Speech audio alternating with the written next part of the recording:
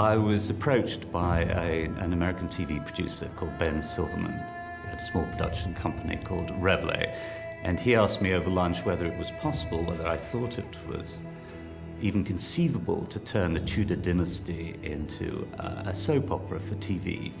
So my initial response was no, that was impossible, but it was a long lunch, and by the early evening I was mellowing, and I thought it was possible that it might be done like that. But I wanted some help from him about the kind of standard that one would aspire to, and because I'd never written for TV before. And very cleverly, he sent me a lot of scripts of The West Wing, so I realized this was very serious and that I had to aspire to write as well as the writers of that show.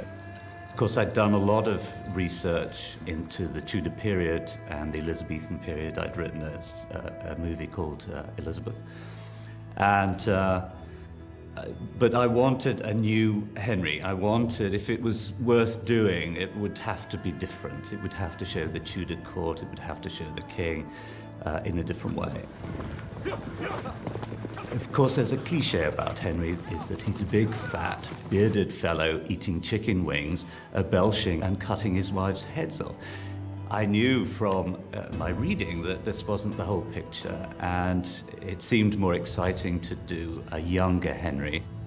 I wanted it to have contemporary resonances. Too often when they make shows of historical or so-called historical material, they're like museum pieces. You don't believe that these are flesh and blood people. They may be interesting characters, but you don't associate with them, and you don't associate with their issues and problems. And the more I read, the more obsessed I became with him and his court, and the more sure I became that not only did we have the possibility of a series here, but that we would be showing things that people had never seen before and probably wouldn't believe even if we showed them.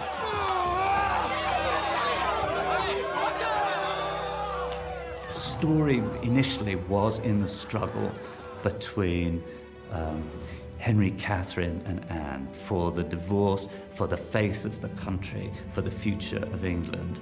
And the more I got into it, the more certain I became that that was a solid beginning. On a film set, the director is God. And it was nice to hear that on a TV series, the writer is God.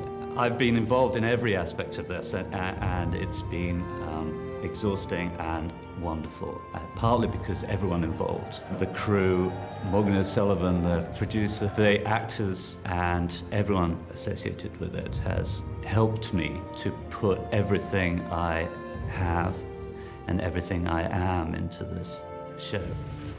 When you first see people in costume and you first hear them saying your words, tell me what it is you think you can do to stop them.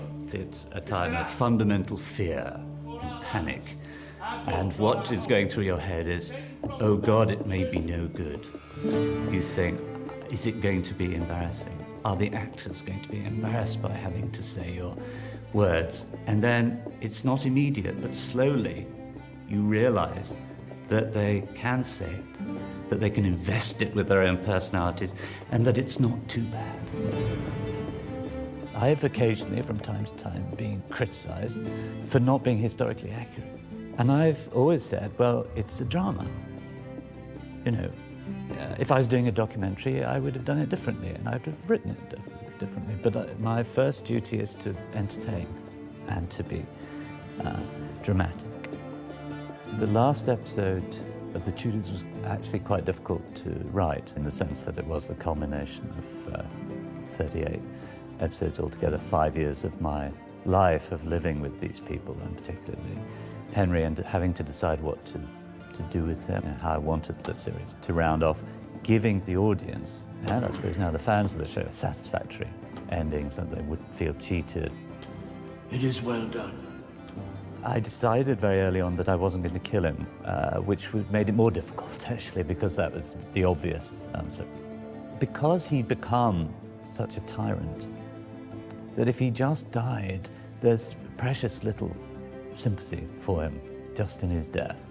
And it wouldn't be very emotional. And there's one thing about the Tudors is that it's a very emotional series. It's about emotions. It has a lot of emotion in it. So I wanted the final episode to bring back that sense of what the whole show had been about, that it had been about love, relationships with women, wives, and I wanted to bring the wives back. You sent me away before. Though I loved you, but I was still your wife in God's eyes, and still am. I brought back the ones who'd had his children because I wanted them to comment on what they'd experienced. I did nothing to you. I was innocent. All the accusations against me were false. I thought you knew. I wanted him to be confronted with them. I wanted him to think about what he'd done, if he was capable of it. Poor child, you expected too much of him. He was only a boy. Kings, too, are made of clay. And what they actually do is they come back and, as women often do, they tell him off. You know, this is quite natural, it's quite reasonable. He's treated them appallingly. And yet, in a sense, by coming back, it's almost a kind of redemptive moment too. It's a closing moment. He doesn't really get a word in edgeways, of course, but there's something satisfying for an audience, I think, to see these wives again, that they have an ability, a chance to say something near the end of Henry's life. I also wanted the last episode to be different from every other episode and to be in some ways sort of elevated. I wanted a sense that, because he's confronting death, that this is a time of vision. This is a time when the mind is coming in and out of reality. What I wanted to do at the end, when you see the classic version, I wanted people to say, well, I see that, but we've watched something else. We've watched a man going through all these love stories, and we've been, interested in this, and that was his story, And the formal ending, that's a piece of Tudor propaganda, and I wasn't doing that story. The Tudors was the most important thing I've ever done in my career.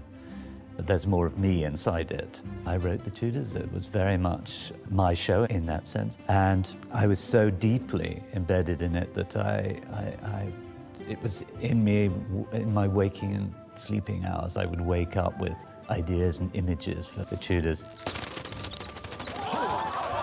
It's also been the most extraordinary creative time in my life because of the way it panned out. My relationship with Showtime was so good, so creative, so positive. The crew and the cast in Ireland was such a wonderful experience for me. Everybody pulling in the same direction, everybody loving the material, everyone extending themselves. All the pieces fell into place for Tudors.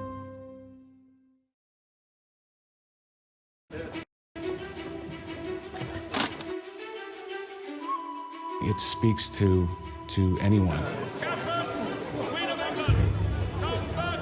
It's just a modern take on a huge piece of history that is just epic in proportion.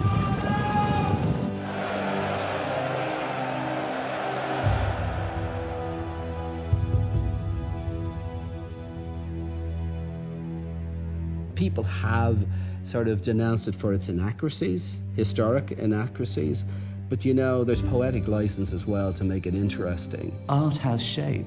Life has no shape. It just goes on forever.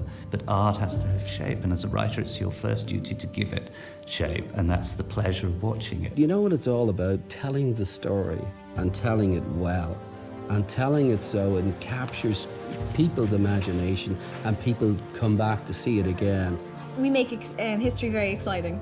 I think it's filled with emotion and love and anger and pain. What Michael's done is tried to catch the spirit of the time, trying to make it intelligible to us, trying to see what's valuable for us, how we can find ourselves in this. I find it more relatable to a modern audience than I think a lot of the shows that are on TV right now. I think it's something that audiences in this trauma, this desperate time that we're living in now can identify with. It's crisis point. It's a time of crisis. And all that is said here is said under oath and in the presence of God Almighty. Within the material itself, there are many modern resonances. That's the way I write. That's the way I like to write about history. That I don't think you should write about it as if it was a museum piece. It's television and we want to make it entertaining. If you wanted to sort of like do the life of Henry, you're talking about 50 hours of television and, you know, 38 of it would be boring. Yet it gets the audience totally involved, totally gripped by the characters and totally gripped by what's going to happen next. I cannot believe that you would accuse the Queen of heresy without proof. I have the proof. I was always committed to making a show that had contemporary resonances and was about real people and real feelings.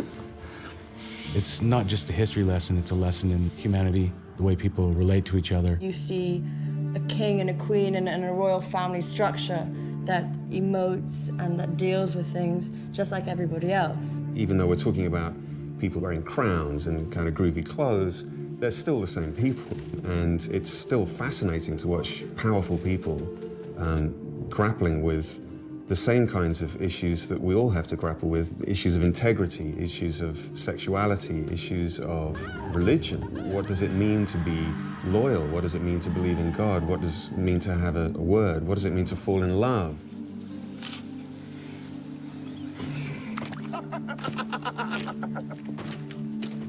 We have the benefit of hindsight to know how all this played out in the court of Henry VIII.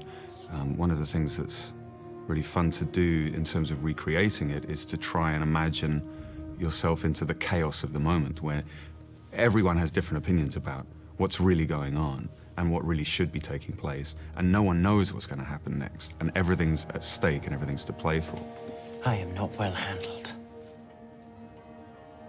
I think when Your Majesty gets to know the lady better... I don't want to know the lady better, Mr. Cromwell. I mean, it's a very, very difficult character for me to play because I don't physically look like Henry, and people have this image of what he was like, and this image is true. I have an image of Henry VIII being this very rotund, very ginger-haired gentleman who ate a lot and spat his bones all across the dining table. And Jonathan does not conjure that image up to me.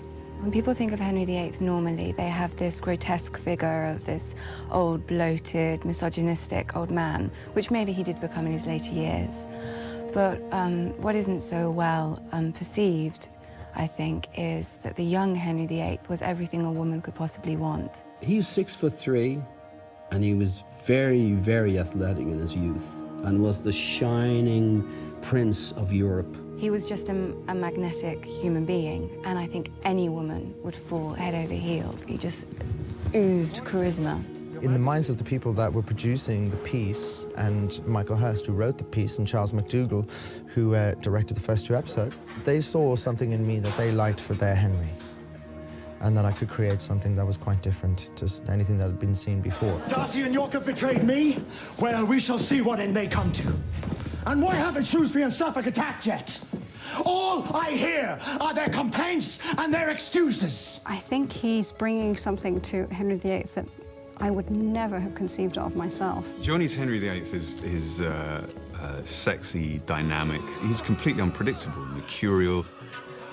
One minute he's loving and generous and loyal, and the next minute he's tyrannical and cold.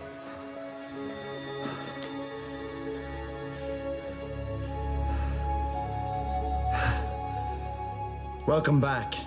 In every way, the kind of person who draws you in.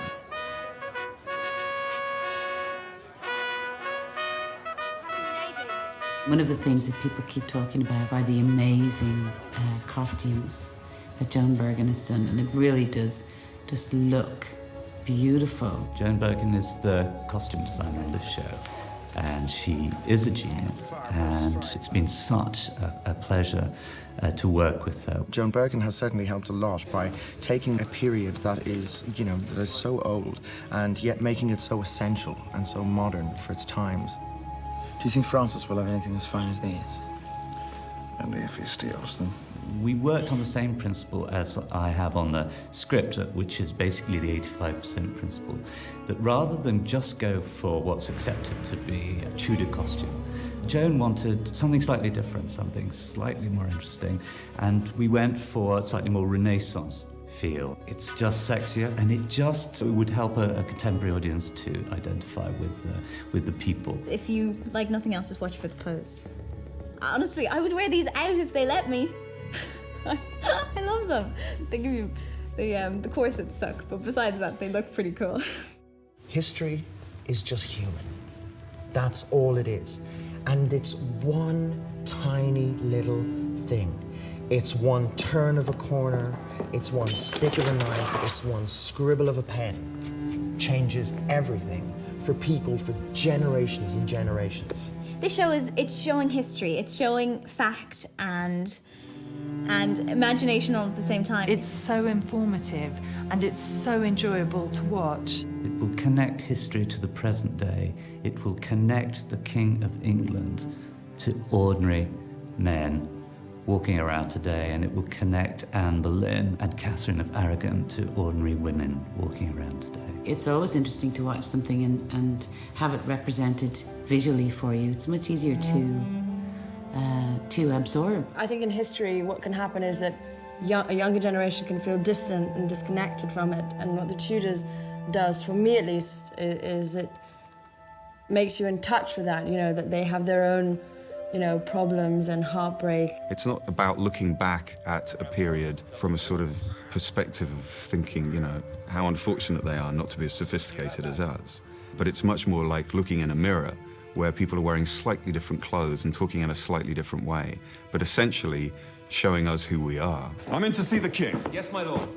We shall impose martial law on the whole of the North. Humans are not vastly different. They have the same sort of, sexual insecurities, sexual addictions, addictions to war, lust, power, money, alcohol, clothes, everything. So the human experience does not change. Thank you, Your Majesty. Father. Yes. Father.